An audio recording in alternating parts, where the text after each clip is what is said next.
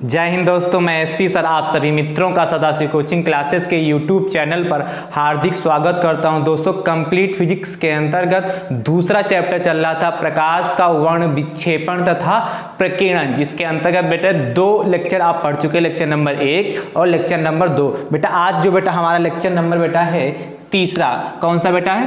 Lecture number तीसरा। Chapter बेटा कौन सा चल रहा है? ये किस चैप्टर का तीसरा लेक्चर है? चैप्टर नंबर कौन सा बेटा है? चैप्टर नंबर ये दूसरा का है। चैप्टर नंबर दूसरे का बेटा लेक्चर नंबर कौन सा हमारा है? ये तीसरा चैप्टर नंबर, चैप्टर लिखा बेटा इसको, ठीक, CH लिखे दे रहे हैं, ठीक। चैप्टर नंबर दूसरे का लेक्चर नंबर बेटा कौन सा हमारा? तीसरा है। यानी कि इसके पहले दो लेक्चर हमारे कंप्लीट हो चुके हैं, ठीक है जी। जो छात्र वो दो लेक्चर देखना चाहते हैं तो उसका लिंक आपको डिस्क्रिप्शन बॉक्स में भी मिल जाएगा। और यदि आप सारे लेक्चर नंबर पहला भी देखना चाहते हैं, लेक्चर नंबर पहले के जितनी थ्योरी हुई, जितने न्यूमेरिकल देखना चाहते हैं, और लेक्चर नंबर क्या 1 और 2 यानी चैप्टर 2 का लेक्चर नंबर 1 और 2 और 3 भी देखना चाहते हैं, तो वो सभी छात्र प्लेलिस्ट क्लास 12 फिजिक्स ऑप्टिक्स के नाम से प्लेलिस्ट बनी है, आप उसमें जाके सारे वीडियो आसानी से देख पाएंगे, ठीक है। यदि आप हमारे यूट्यूब चैनल पर बेटा नए हैं तो हमारे यूट्यूब चैनल को सब्सक्राइब जरूर कर लें, बेल आइकन को जरूर प्रेस कर लें, जिससे आगामी वीडियो का नोटिफिकेशन आप सभी छात्रों को सबसे पहले प्राप्त हो सके दोस्तों, ठीक है। आज की क्लास स्टार्ट करने से पहले आज का मोटिवेशनल कोटेशन है, हमारा डर ही फेल होने का सबसे बड़ा कारण है। हमारा डर ही फेल होने का सबसे बड़ा कारण है, ठीक बेटा। कहने का तात्पर्य बेटा है कि यदि आप किसी भी कार्य को करने से पहले ही डर जाते हैं कि ये सब्जेक्ट हमारे लिए बहुत कठिन है, फिजिक्स हमारे लिए बहुत कठिन है, मैथ हमको बहुत कठिन लगती है, हम इसको कर ही नहीं सकते हैं, आपने अपने अंदर एक डर बैठा लिया कि हम ये वर्क नहीं कर सकते, हम मैथ नहीं लगा सकते, हम फिजिक्स नहीं पढ़ सकते, हम केमिस्ट्री नहीं पढ़ सकते, तो आपने एक अंदर अपने डर बना लिया। और यदि आपने डर बना लिया, फिर यदि आप पढ़ना भी चाहते तो नहीं पढ़ पाएंगे। पहले से ही आप अपने अंदर से बना के रखे चलें कि हम भले ही हमको थोड़ा कठिन लगता है, यदि हम इस पर मेहनत करेंगे, प्रैक्टिस करेंगे तो हम ये क्यों नहीं सीख सकते। अन्य बच्चे सीख रहे हैं तो हम क्यों नहीं सीख सकते? हमारे दोस्तों को आ रही है समझ में, तो हमारे क्यों नहीं आ रही है?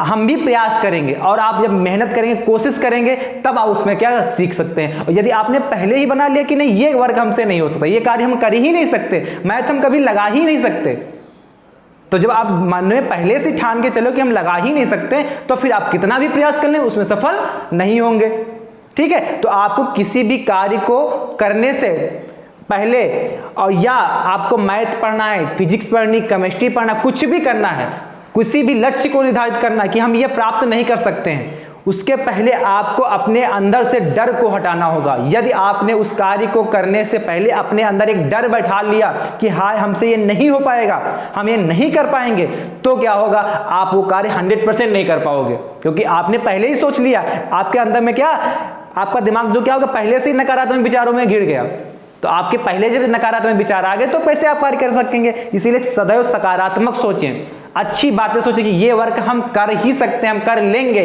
कोशिश करेंगे, प्रयास करेंगे तो 100% आप सफल होंगे। इसीलिए कभी भी आपको अपने अंदर नकारात्मक विचारों को नहीं लाना है। इसलिए हमारा डर ही फेल होने का सबसे बड़ा कारण है, यानी कि नकारात्मक विचार, यानी कि डर को अपने अंदर कभी भी नहीं बैठाना है। यदि आपने डर को अपने अंदर से हटा दिया और आपने अंदर से कह दिया कि मैं ये कार्य कर सकता हूं, मैं इस पर प्रयास करूंगा कार्य करने का, तो 100% आप सफल होंगे दोस्तों, ठीक है। नए जोश तथा नई उमंग के साथ आज की क्लास स्टार्ट करते हैं। चैप्टर नंबर 2 है बेटा, उसका लेक्चर नंबर कौन सा है? तीसरा है। आपको लेक्चर नंबर दूसरा में कल बताया गया था पतले प्रिज्म से उत्पन्न विचलन, अच्छा टॉपिक था, पतले प्रिज्म से उत्पन्न विचलन तथा वर्ण विक्षेपण। दो बातें लेक्चर नंबर 2 में हो चुकी हैं। पतले प्रिज्म से उत्पन्न विचलन, जिसका फार्मूला बेटा आया था, आपको याद होगा, डेल्टा m बराबर a(n-1), याद आया कि नहीं? ये पतले प्रिज्म से उत्पन्न विचलन का फार्मूला आया था बेटा, कराया था, याद है कि नहीं? और क्या कराया था? वर्ण विक्षेपण कराया था, वर्ण विक्षेपण कराया था, ठीक है। यहां तक बात क्लियर हो गई? आगे बढ़े। देखो बेटा, आज की जो आपकी मुख्य हेडिंग है, आप सभी छात्रों को आज 2 टॉपिक पढ़ने हैं। कौन से 2 टॉपिक पढ़ने हैं? कोणीय वर्ण विक्षेपण, पहला टॉपिक आपको आज सीखना है कोणीय वर्ण विक्षेपण, और दूसरा सीखना है वर्ण विक्षेपण क्षमता। पहला टॉपिक आपका आज का जो मुख्य टॉपिक बेटा है पहला कोणीय वर्ण विक्षेपण। ध्यान से देखिएगा, कोणीय वर्ण विक्षेपण मोस्ट इंपॉर्टेंट टॉपिक। आज के दोनों टॉपिक हैं, आपके डिफिनेशन 2 नंबर में खूब पूछी जाती है, 2 से 1 नंबर लगा के डिफिनेशन आपके पेपर में बहुत आती कि कोणीय वर्ण विक्षेपण क्या होता है, कोणीय वर्ण विक्षेपण क्या होता है। तो कल आप सभी छात्रों को हमने वर्ण विक्षेपण के बारे में बताया था, समझाया था कि नहीं। आई होप आप सब लोग समझ गए होंगे कि वर्ण विक्षेपण क्या होता है। जब किसी श्वेत प्रकाश की प्रिज्म को, जब किसी श्वेत प्रकाश की किरण को प्रिज्म पर आपतित करते थे तो क्या होता, विभिन्न रंगों में विभक्त हो जाती थी। जब किसी श्वेत प्रकाश की किरण को प्रिज्म पर आपतित करते थे तो वह विभिन्न रंगों में विभक्त हो जाती थी। इस घटना को ही हम क्या कहते थे, वर्ण विक्षेपण कहते थे। राइट, इतनी बात क्लियर हुई। तो अब कोणीय वर्ण विक्षेपण क्या होता है। वर्ण विक्षेपण तो आप समझ गए, जब किसी श्वेत प्रकाश की जब किसी श्वेत प्रकाश की किरण को किसी प्रिज्म पर आपतित करेंगे तो क्या होता है, वह अपने विभिन्न रंगों में विभक्त हो जाती है, तो उसे क्या कहते थे, वर्ण विक्षेपण कहते हैं। कोणीय वर्ण विक्षेपण क्या कहते हैं। तो कोणीय वर्ण विक्षेपण को समझने से पहले आप एक चित्र को देखिए, फिर उसके बाद आप कोणीय वर्ण विक्षेपण के बारे में आपको बताते हैं। ध्यान से देखो बेटा, पहले चित्र बना लीजिए, साथ में पहले आप देख लीजिए चित्र। देखो बेटा, पहले चित्र आप समझ लीजिए एक बार। ये बेटा हमारा प्रिज्म हो गया, ये बेटा प्रिज्म होता है, ये मान लेते हैं एक प्रिज्म हमारा बेटा है, क्या है, ए बी और सी। एक प्रिज्म बेटा कौन सा हमारा, ए बी और सी है। इस पे हमने श्वेत प्रकाश की किरण आपतित की। देखो बेटा, ये हमने इस पे क्या किया, श्वेत प्रकाश की किरण आपतित की। कैसी, श्वेत प्रकाश की किरण है, ये श्वेत प्रकाश, ये किरण कैसी, श्वेत प्रकाश की किरण हमने इस पे आपतित की। अब श्वेत प्रकाश आपको पता है 7 रंगों से मिलकर बनी होती है, जिसको शॉर्टकट में हमने क्या बताया था, जिसका क्रम क्या लिखा था, विबग्योर।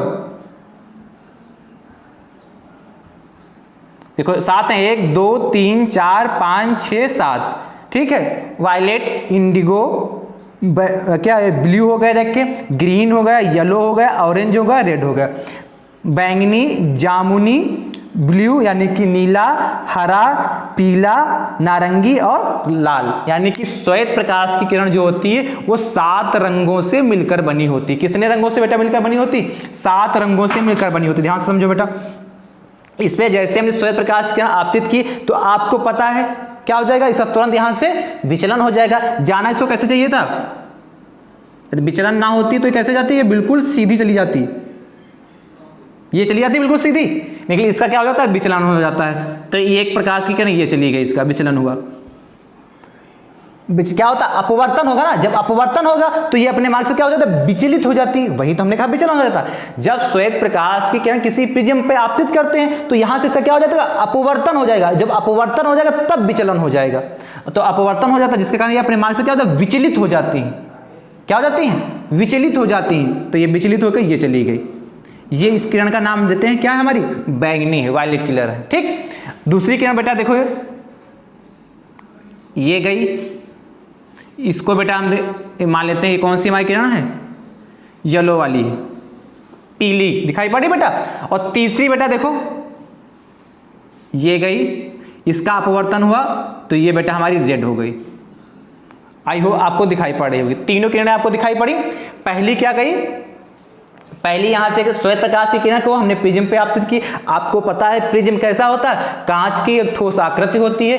जैसे प्रिज्म पर हमने आपतित करते हैं, जैसे प्रिज्म पर श्वेत प्रकाश की किरण आपतित करते हैं तो वहां से उसका क्या हो जाता है, अपवर्तन हो जाता है। अपवर्तन होने के कारण ये अपने मार्ग से क्या विचलित हो जाती है, और विचलित होकर देखो ये इधर चली गई, बैंगनी हो गई, ये इसका दूसरी किरण गई तो येलो आ गई और तीसरी रेड आ गई, ठीक। कल इतना चित्र हमने आपको बना के दिखाया भी था, वर्ण विक्षेपण जब पढ़ाया तो सेम ऐसे ही बना रहे थे।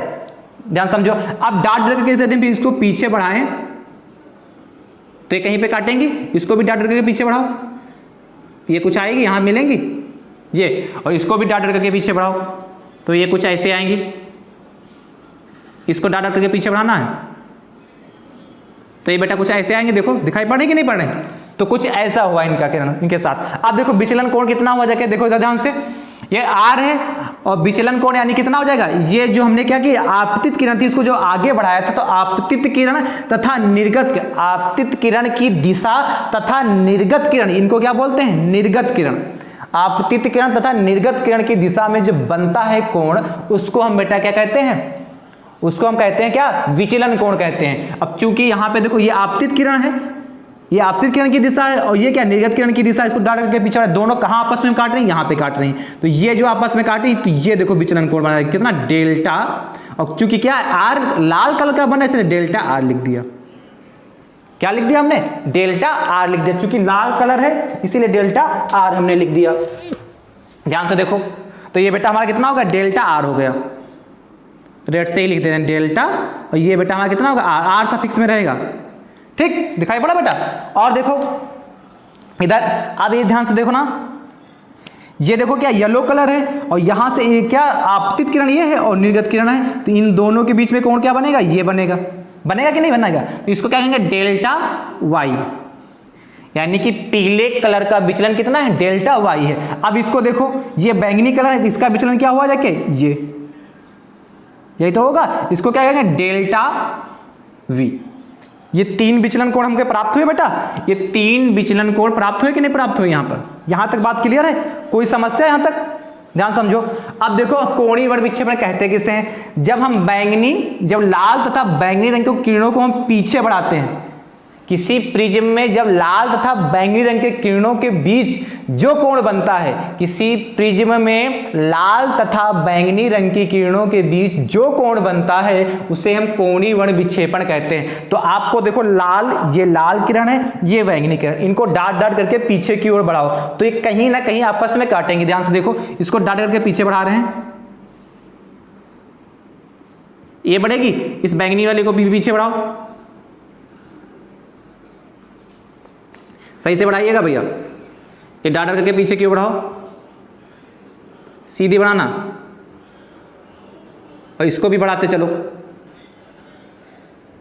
तो ये कहीं ना कहीं काटेंगी जाके, देखो ये देखो आपस में काट रही कहीं, ये डाट करके हमने पीछे क्यों बढ़ाया, तो देखो ये आपस में काट रही है यहां पे,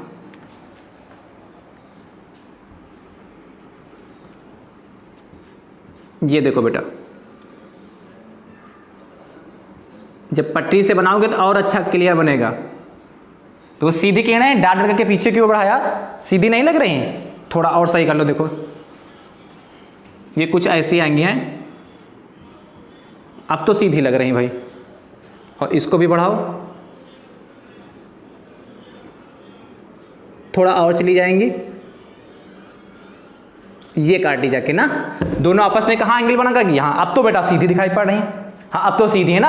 अब देखो बेटा लाल, ये हमने लाल किरण को डाट करके पीछे क्यों बढ़ाया, और बैंगनी किरण को, वायलेट किरण को डाट करके पीछे को बढ़ाया, जहां पर दोनों आपस में बंद काटती हैं वहां पे एक एंगल बनता है जिसको हम थीटा से प्रदर्शित करते हैं, किसको, क्या है से, थीटा से प्रदर्शित करते हैं, और इसी को हम बेटा क्या कहते हैं, कोणीय, इस थीटा को, जो थीटा बना इसी को हम बेटा कहते हैं कोणीय वर्ण विक्षेपण, क्या कहते हैं, कोणीय वर्ण विक्षेपण, राइट बेटा, क्या कहते हैं, कोणीय वर्ण विक्षेपण कहते हैं। क्या लिखो, किसी प्रिज्म से निर्गत लाल तथा बैंगनी रंग की किरणों के बीच बने कोण को कोणीय वर्ण विक्षेपण कहते हैं। है आसान डिफिनेशन कि नहीं आसान है, और एक नंबर आपको दिलाएगी या दो नंबर या एक नंबर में डिफिनेशन पूछी जाती, आप मान के चलिए 2 नंबर में ज्यादातर डिफिनेशन पूछी जाती। कोणीय वर्ण विक्षेपण किसे कहते हैं, किसी प्रिज्म से लाल तथा बैंगनी रंग की किरणों से, किसी प्रिज्म से लाल तथा बैंगनी रंग की निर्गत किरणों के बीच बने कोण को कोणीय वर्ण विक्षेपण कहते हैं। इसे थीटा से प्रदर्शित करते, बेटा थीटा लिखा है, क्या लिखा है, थीटा लिखा है बेटा, ये ध्यान से देखिए, ब्लू कलर से लिखे जाए थीटा, आप दिखाई पड़ा, ठीक थीटा है, से प्रदर्शित करते हैं। तो चित्र समझ गए, कोई दिक्कत बेटा, कोई समस्या, दिक्कत समस्या तुरंत आप कमेंट करेंगे, क्योंकि जैसा आप बताएंगे, जैसा आप कहेंगे उसी हिसाब से हम पढ़ाएंगे। तो आप कमेंट करें, क्योंकि हमारा क्या पढ़ा, जैसा आप बताएंगे उस हिसाब से पढ़ाएंगे, जैसा आपको क्या है, जैसा आप बताएंगे उस हिसाब से पढ़ाएंगे। देखो बेटा कोणीय वर्ण विक्षेपण किसे कहते हैं पहले लिख लेते हैं। जब किसी प्रिज्म पर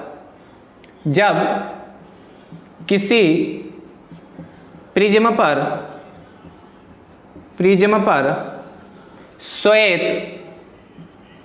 प्रकाश की किरण जब किसी प्रिज्म पर श्वेत प्रकाश की किरण आपतित की जाती है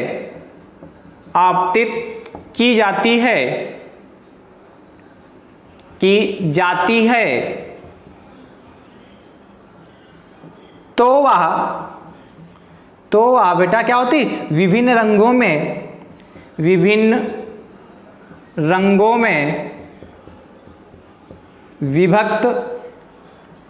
विभक्त मतलब क्या, बट जाती, विभिन्न रंगों में विभक्त हो जाती है राइट बेटा। कहा जब किसी प्रिज्म पर, क्या कहा, जब किसी प्रिज्म पर श्वेत प्रकाश की किरण आपतित की जाती है तो वह विभिन्न रंगों में विभक्त हो जाती है। ठीक है, इसी को कल क्या था, वर्ण विक्षेपण कहते थे। आगे समझो, आप डिफिनेशन लिख लो कि कोणीय वर्ण विक्षेपण किसे कहते हैं। ध्यान से देखिएगा बेटा, क्या लिखोगे, किसी प्रिज्म में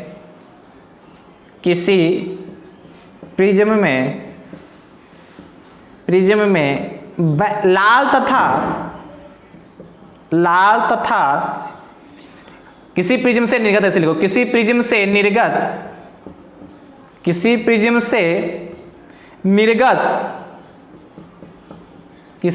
निर्गत लाल तथा बैंगनी, ये लाल है तो रेड हो गया, और ये क्या, वायलेट यानी कि बैंगनी, लाल तथा बैंगनी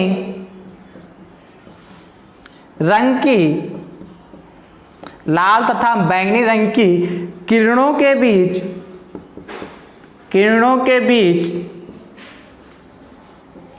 बने कोण को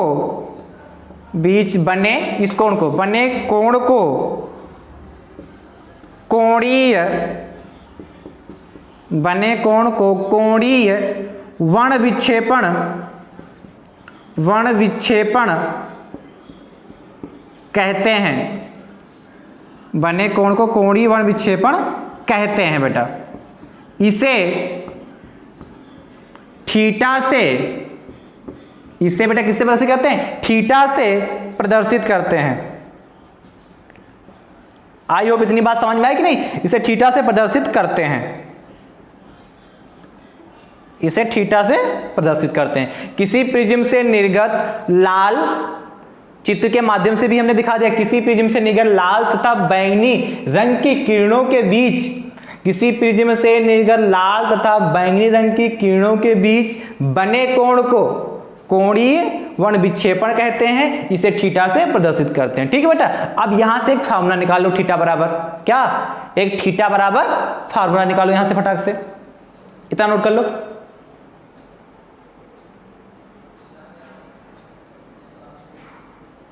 ये श्वेत लिखा बेटा, यहाँ पे श्वेत प्रकाश कितने रंगों से मिलकर बना होता, 7 रंगों से मिलकर बना होता। ठीक बेटा,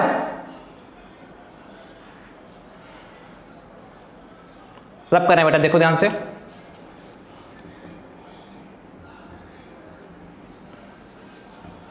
बेटा आप सभी छात्र शेयर करते रहे। ठीक है दोस्तों, आप सब लोग शेयर करते हैं, अपना कर्तव्य किए, अपना कर्तव्य निभाइए। ठीक है, कोई देखे ना देखे इससे कोई फर्क नहीं पड़ता, आप अपना कर्तव्य बेटा निभाइए।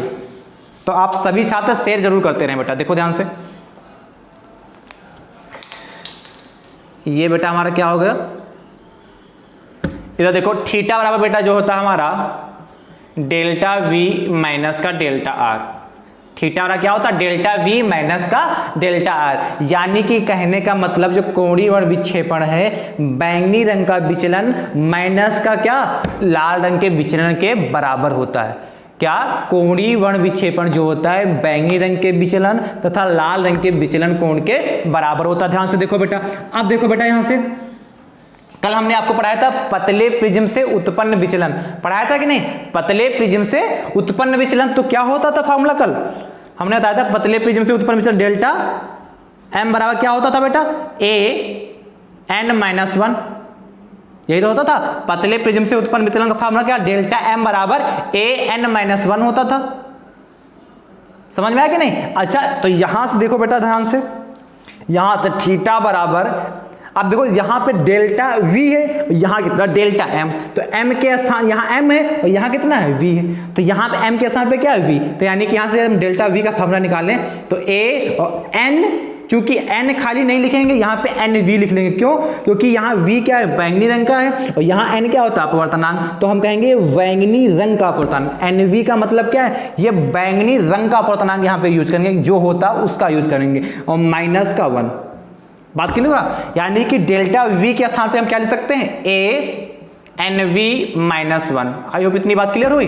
इसी प्रकार डेल्टा R के स्थान पे माइनस लगा लिया, डेल्टा R के स्थान पे देखो क्या लिख सकते, डेल्टा R, अब डेल्टा R तो ये तो A ही रहा क्योंकि प्रिज्म कोण है, और ये क्या N, और चूंकि यहाँ R का, अब चूंकि यहाँ पे लाल कलर यूज कर रहे हैं इसीलिए क्या हो जाएगा, NR-1।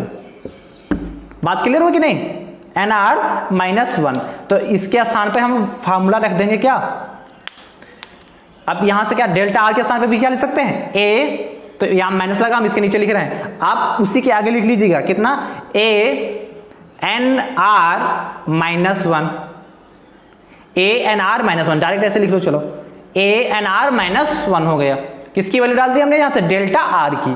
तो देखो बेटा थीटा बराबर, यहां भी A यहां पे भी A, दोनों जगह A कॉमन हो जाएगा, तो A कॉमन ले लिया, तो ब्रैकेट में क्या बचेगा, NV-1, और ध्यान से देखो ये A तो कॉमन हो गया, तो यहाँ 1 बचा जाके, और यहाँ माइनस है तो माइनस, और इसके पहले प्लस, तो माइनस प्लस माइनस कितना, NR, और ये माइनस क्या हो जाएगा, प्लस माइनस माइनस प्लस होता है, इसीलिए 1 हो गया। तो माइनस का 1 प्लस का 1 कैंसिल, बचा क्या जाके हमारे पास, थीटा बराबर बेटा ANV माइनस का NR। यानी कि कहने का मतलब है जब भी आपको कोणीय वर्ण विक्षेपण ज्ञात करने के लिए कहेगा तो सबसे पहले आपको क्या बैंगनी रंग का अपवर्तनांक पता होना चाहिए, और लाल रंग का अपवर्तनांक पता होना चाहिए, और प्रिज्म कोण पता होना चाहिए। यानी कि यदि ये तीनों चीजें आपको पता हैं तो आसानी से आप कोणीय वर्ण विक्षेपण थीटा की वैल्यू फाइंड कर सकते हैं। इसमें न्यूमेरिकल भी लगाने, यानी कोणीय वर्ण विक्षेपण निकालने के लिए आपको प्रिज्म कोण पता होना चाहिए, बैंगनी रंग का अपवर्तनांक पता होना चाहिए, और लाल रंग का अपवर्तनांक पता होना चाहिए, तभी आप प्रिज्म कोणीय वर्ण विक्षेपण आप निकाल पाएंगे। ये आपका कंप्लीट क्या हुआ जाके, कोणीय वर्ण विक्षेपण हुआ। हमने आपको डायग्राम के माध्यम से भी समझा दे कोणीय विक्षेपण होता क्या है, लैंग्वेज भी लिखवा दी, और ये क्या उसका फार्मूला भी आएगा, थीटा बराबर ANV माइनस का NR, ये कोणीय वर्ण विक्षेपण का क्या होता है बेटा, फार्मूला होता है कंप्लीट। इसमें कहीं पे भी कोई भी दिक्कत हो तो बेटा बताओ। हम एक बार कोणीय वर्ण विक्षेपण की परिभाषा एक बार और बोले दे रहे हैं, ध्यान समझो, जिसको समझ में नहीं आई उसको देख ले एक बार और चित्र के माध्यम से। ये बेटा हमारा R है, ये कितना है V है, तो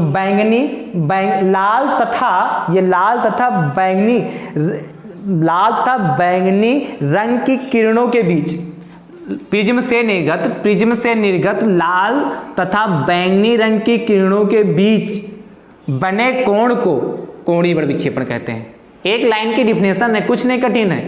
प्रिज्म से निर्गत लाल तथा बैंगनी रंग की किरणों के बीच बने कोण को कोणीय वर्ण विक्षेपण कहते हैं। देखो प्रिज्म से निकल तो ही रही बाहर, निकल ही तो रही बाहर, इनको जब डाट डट के पीछे की ओर बढ़ाया तभी तो काटी जाके, इसको क्या कहते हैं, कोणीय वर्ण विक्षेपण कहते हैं।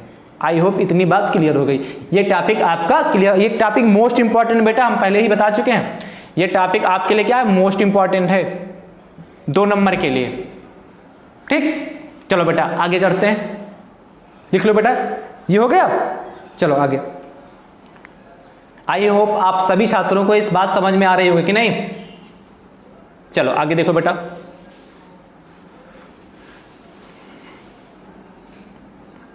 चित्र नहीं मिटा रहे हैं, चित्र दोबारा बनाना पड़ेगा, इसीलिए हम नहीं मिटा रहे हैं, क्योंकि अगली जो डिफिनेशन है उसमें सेम चित्र यही काम करेगा।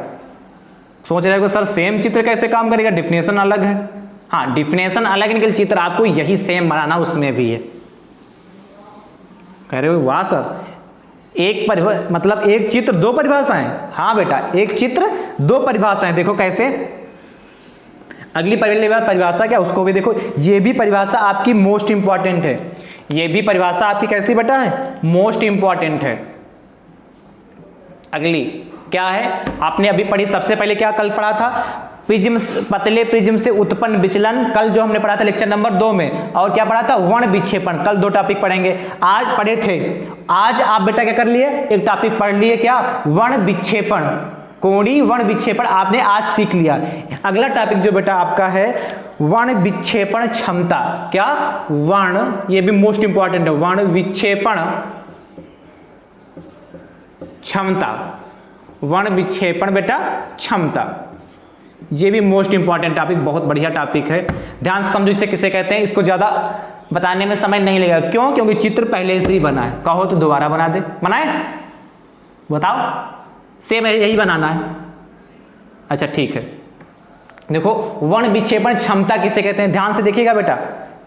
देखो बेटा, लाल तथा किसी प्रिज्म से लाल तथा बैंगनी, किसी प्रिज्म से निर्गत लाल तथा बैंगनी रंग की किरणों के बीच बने कोणीय वर्ण विक्षेपण तथा पीले रंग के विचलन कोण के अनुपात को वर्ण विक्षेपण क्षमता कहते हैं। नहीं समझे क्या, किसी प्रिज्म से निर्गत लाल तथा बैंगनी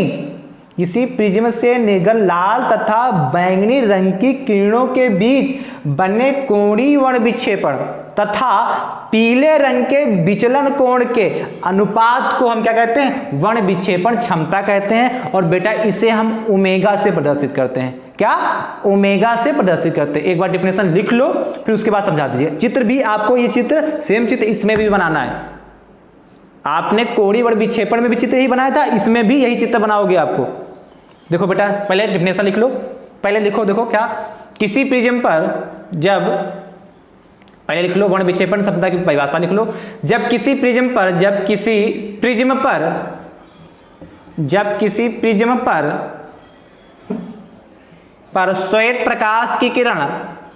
श्वेत प्रकाश की किरण,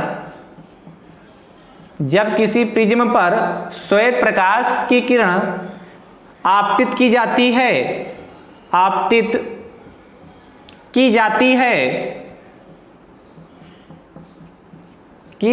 है तो वह विभिन्न रंगों में, 2 नंबर आपके पक्के हैं, आसान डिफिनेशन है कि नहीं है, तो वह विभिन्न रंगों में विभक्त हो जाती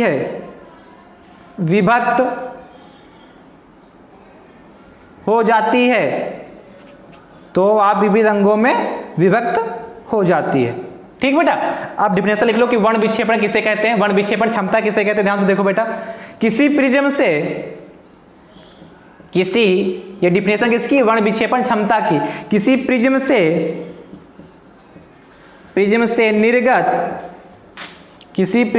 निर्गत लाल तथा बैंगनी रंग की किरणों के बीच, किसी प्रिज्म से निर्गत लाल तथा बैंगनी रंग की किरणों के बीच बने, किसी प्रिज्म से निर्गत लाल तथा बैंगनी रंग की किरणों के बीच बने कोणीय वर्ण विक्षेपण, जो आप अभी पढ़ चुके हैं, कोणीय वर्ण विक्षेपण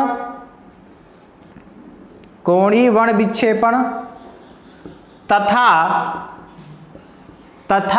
कोणीय वर्ण विक्षेपण तथा पीले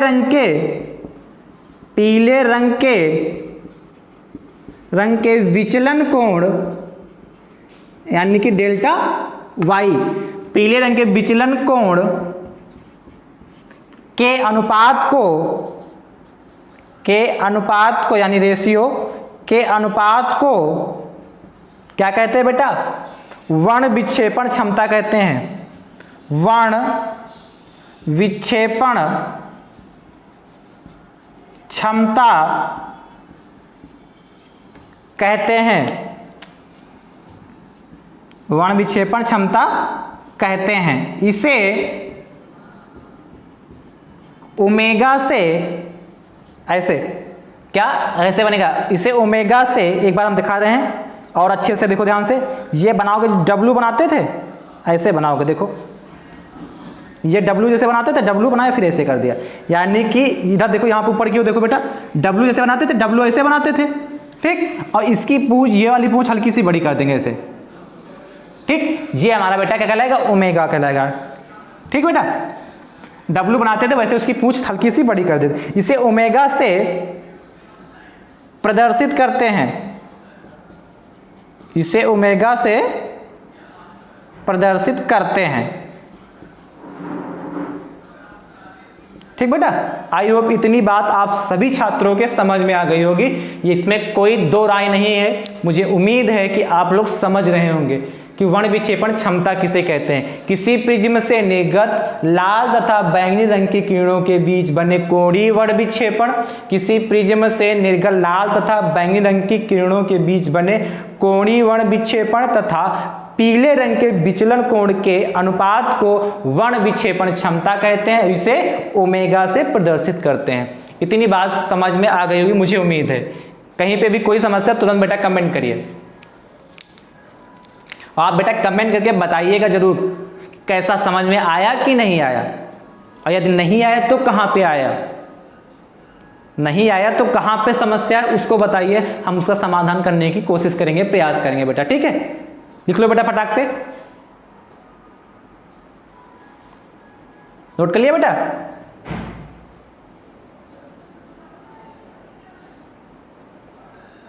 मुझे उम्मीद है आपने लिख लिया होगा। आगे चलते बेटा, ध्यान से देखो, इसका भी फार्मूला निकलेगा, देखो यहां पे ध्यान से चित्र बना लीजिएगा बेटा, इसमें भी है।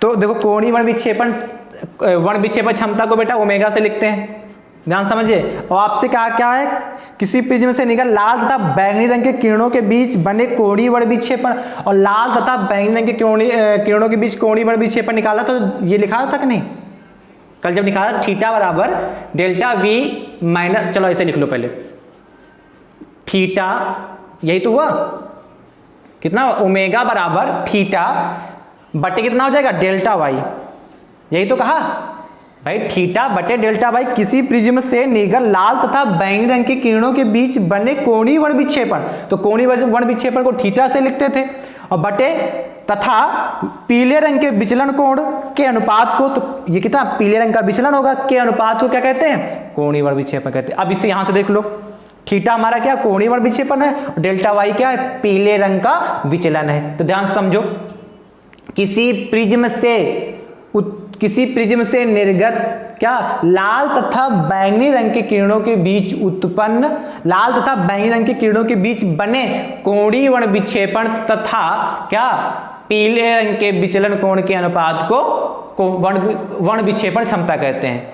कोणीय वर्ण विक्षेपण तथा पीले रंग के उत्पन्न विचलन को वर्ण विक्षेपण क्षमता कहते हैं, इसे ओमेगा से प्रदर्शित करते हैं। तो डिफिनेशन आप समझ गए होंगे, इतनी बार हमने खुद रिपीट कर दी है कि आप लोगों को हो सकता है याद हो गई हो, और यदि घर पे एक दो बार आप और पढ़ लेंगे तो और आसान हो जाएगा। लेकिन आप बेटा नोट्स जरूर बनाते रहिए, क्योंकि नोट्स आपके सच्चे साथी एग्जाम के समय यही काम आने वाले हैं, ठीक है बेटा। तो नोट्स आप जरूर बनाते हुए चलिए। अब ध्यान से समझो, थीटा बराबर आपने अभी सीखा था क्या, ओमेगा बराबर थीटा बराबर क्या होता है, delta we minus delta R, जो अभी आप निकाल चुके हैं, बटे कितना डेल्टा वाई हो गया, ठीक। अब देखो वही फार्मूला फिर लगाओ, चूंकि ध्यान से देखो क्या, चूंकि आपने क्या देखा था, डेल्टा एम बराबर क्या होता था, ए एन माइनस वन, ये तो होता था ए एन माइनस वन होता था। अब डेल्टा वी निकालोगे कितना हो जाएगा, यहाँ इसके स्थान पे ध्यान से समझो, अभी निकाला था, जब डेल्टा वी निकालेंगे तो यहां पे क्या डेल्टा वी, तो यहां कितना हो जाएगा, ए हो जाएगा,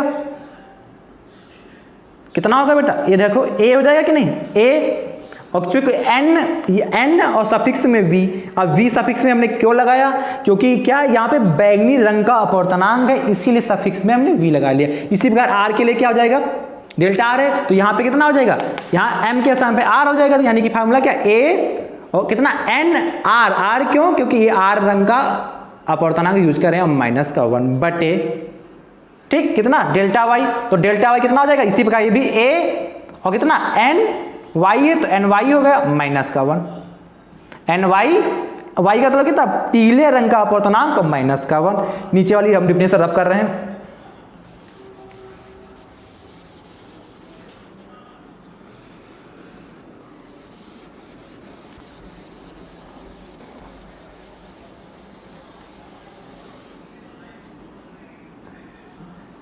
ध्यान से देखो बेटा, तो यहां से ओमेगा बराबर बेटा ध्यान से क्या होगा, देखो ओमेगा बराबर यहां भी ए यहां भी है तो काम में ले सकते हैं, ए कॉमन ले ले तो क्या बचेगा ब्रैकेट में एन वी माइनस का 1, और यहाँ पे माइनस ए कॉमन ले तो 1 बचा, जाके इस माइनस की मल्टीप्लाई अंदर करोगे तो इसके पहले प्लस होता है, जब कोई चीज नहीं लगाओ तो उसके पहले प्लस मानते हैं कि नहीं, तो ये प्लस होता है, minus plus minus n r हो गया, और ये कितना होगा माइनस माइनस प्लस का 1 हो गया,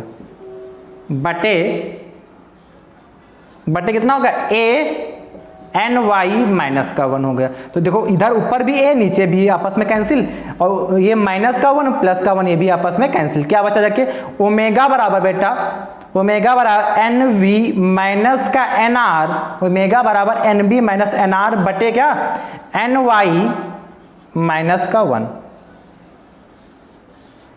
ये वर्ण विक्षेपण क्षमता का फॉर्मूला है क्या, ओमेगा बराबर n v minus n r बटे एन वाई माइनस 1। कहने का बेटा मतलब है कि यदि आप सभी छात्रों को क्या बैंगनी रंग का अपूर्णांक पता हो, लाल रंग का अपूर्णांक पता हो और पीले रंग का अपूर्णांक पता हो, तो आप आसानी से क्या निकाल सकते हैं, वर्ण विक्षेपण क्षमता। यानी कि आपको बैंगनी लाल पीले तीनों रंग के यदि आपको अपूर्णांक पता है तो आप आसानी से वर्ण विक्षेपण क्षमता निकाल सकते हैं, क्योंकि तीनों की वैल्यू यहाँ पे रख देंगे और आसानी से वर्ण विक्षेपण क्षमता आ जाएगी। हमने बात समझा कि नहीं बेटा, इसमें कहीं पे भी कोई समस्या हो तो बताओ, चित्र बेटा जरूर बना लीजिएगा, ध्यान से समझिएगा, ये कोणीय वर्ण विक्षेपण क्षमता है, ठीक है। और ये क्या होता है, जिसका विचलन ये डेल्टा वाई, इन दोनों के रेशियो को ही हम क्या कहते थे, कोणीय वर्ण विक्षेपण क्षमता।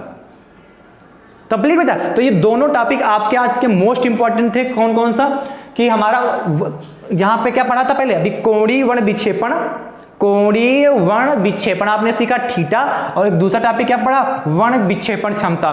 दोनों टॉपिक आपके मोस्ट इंपॉर्टेंट है, आप दोनों टॉपिक को बहुत अच्छे से पढ़िएगा, क्योंकि एग्जाम की दृष्टि से आपके 2 नंबर फिक्स है। कितने नंबर फिक्स हैं, 2 नंबर फिक्स हैं। यदि ये टॉपिक पूछे जाएंगे तो आपको 2 नंबर देने वाले हैं, और इंपॉर्टेंट टॉपिक है। लेक्चर नंबर 1 में हमने आपसे कराया, कौन सा टॉपिक कराया था, प्रिज्म का अपूर्णांक कराया था कि नहीं, प्रिज्म का अपूर्णांक का सूत्र, वो भी मोस्ट इंपॉर्टेंट 5 नंबर का था। तो 2 टॉपिक आपको मोस्ट इंपॉर्टेंट इसमें के मिल चुके हैं। 2 क्यों, 2 डिफिनेशन है, एक 3 टॉपिक मिल चुके हैं। 3 लेक्चर में आपको 3 टॉपिक मोस्ट इंपॉर्टेंट मिले हैं, जिनको आपको तैयार ही हर हालत में करना है, क्योंकि ये आपके पेपर में सबसे ज्यादा पूछे जाने वाले क्वेश्चन हैं। ठीक बेटा, यदि आप लोगों छात्रों को कहीं पे इसमें कहीं पे भी कोई भी समस्या है, इतनी सी भी समस्या है, तुरंत आप सभी छात्र कमेंट करिए, आप सभी दोस्तों का सलूशन हम देने का प्रयास करेंगे दोस्तों। ठीक है, कहीं पे भी कोई भी समस्या अपने भाई से आप निसंकोच पूछ सकते हैं कहीं पे भी, क्योंकि आपके हैं तो हम हैं। आप जैसा कहेंगे उसी आधार पे हम पढ़ाएंगे, आपके समझ में आएगा। मुझे उम्मीद है मैं जितना आप लोगों को पढ़ा रहा हूं, जितना मैं प्रयास कर रहा हूं, आप सभी छात्रों को समझ में आ रहा होगा। फिर भी कहीं भी समस्या है तो आप आसानी से अपने भाई से निसंकोच पूछ सकते हैं दोस्तों। ठीक है, तो आज का ये दोनों टॉपिक आप कल तैयार करके आएगा, नेक्स्ट क्लास आपको कल दी जाएगी, अगला टॉपिक पढ़ाया जाएगा, वो भी इंपॉर्टेंट टॉपिक है। आप तो बेटा पर डे का पर डे आप पढ़िए, पर डे के पर डे नोट्स बनाइए, जिससे क्या हो आपको आसानी हो और आप अच्छे क्या नाम ज्ञान के साथ आगे बढ़ सके दोस्तों। ठीक है, थैंक यू सो मच दोस्तों, राधे राधे दोस्तों।